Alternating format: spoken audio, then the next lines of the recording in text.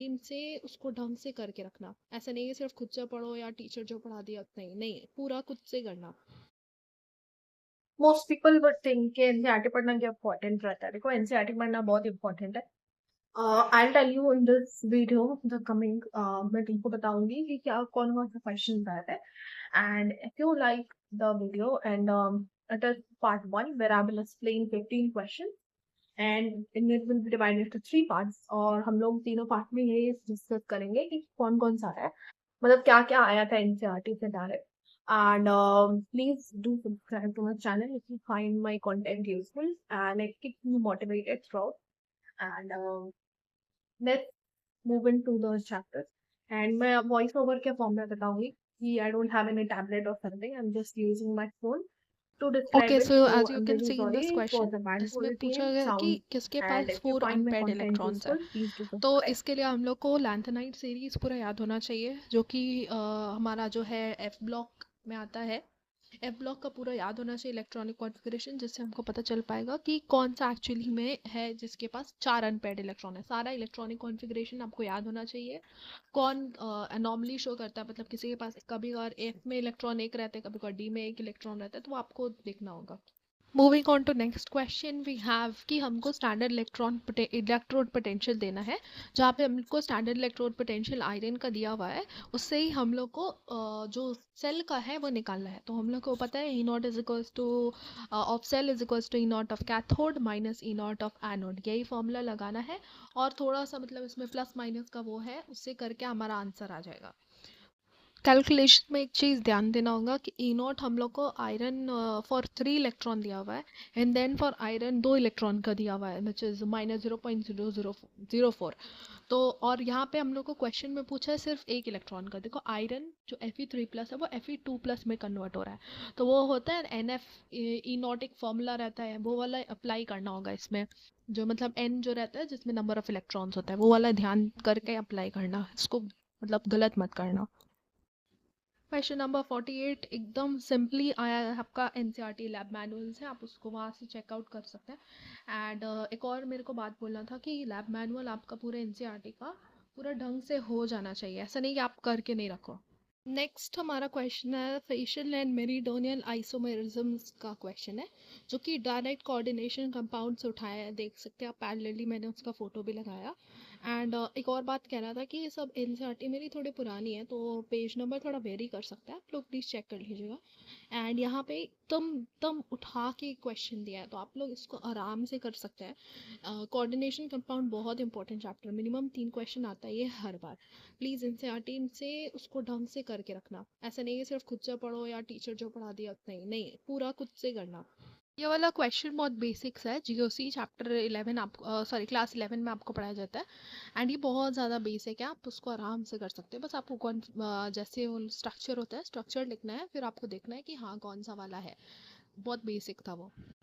Most important chapter है chemical bonding. अगर आपको केमिकल बॉन्डिंग नहीं आता है ढंग से तो आप कुछ नहीं कर सकते।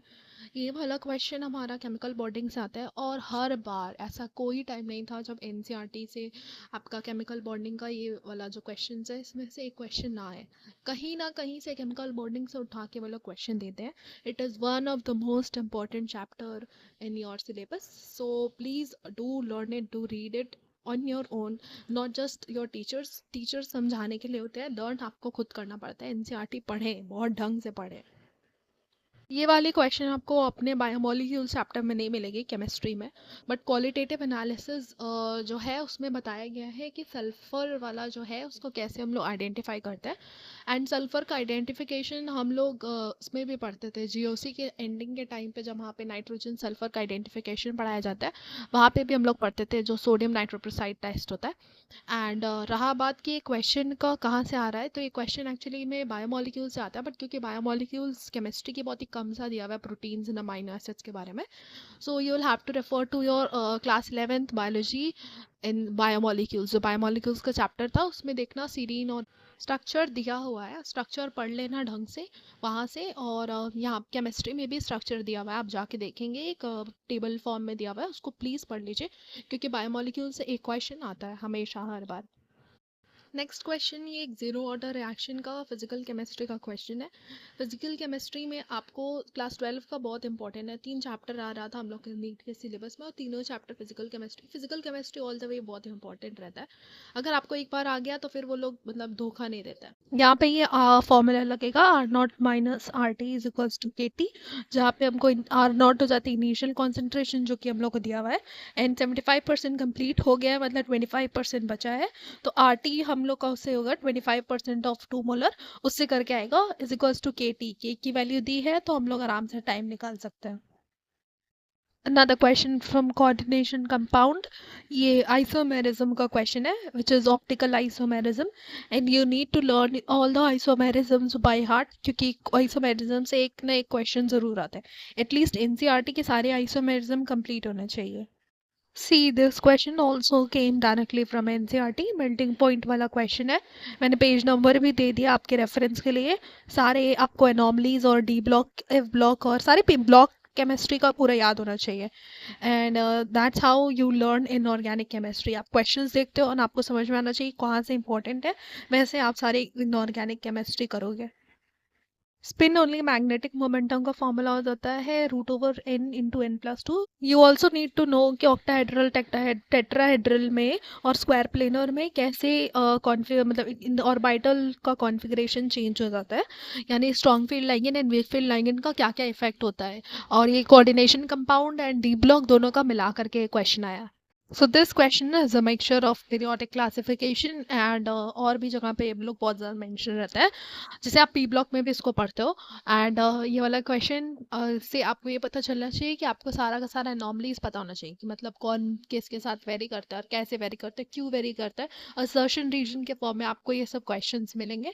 Please do all to learn this. ऐसा सिंपल क्वेश्चन आपको +4 मिलवा सकता है। Please do read preparation of inorganic compounds and it is a very important part of your lab manual chemistry. ये क्वेश्चन भी कोऑर्डिनेशन कंपाउंड का है, इससे आपको ये पता चलना चाहिए कि वैलेंस बॉन्ड थ्योरी और क्रिस्टल फील्ड थ्योरी आपकी एकदम क्रिस्टल क्लियर याद होनी चाहिए। एंड इट वाज अबाउट जो मैंने आपको दिया स्पेक्ट्रोकेमिकल सीरीज, ये यहीं से ये डेराइव हुआ। एंड ये सब क्वेश्चंस बहुत आसान होते हैं, प्लीज़ NCERT पढ़े।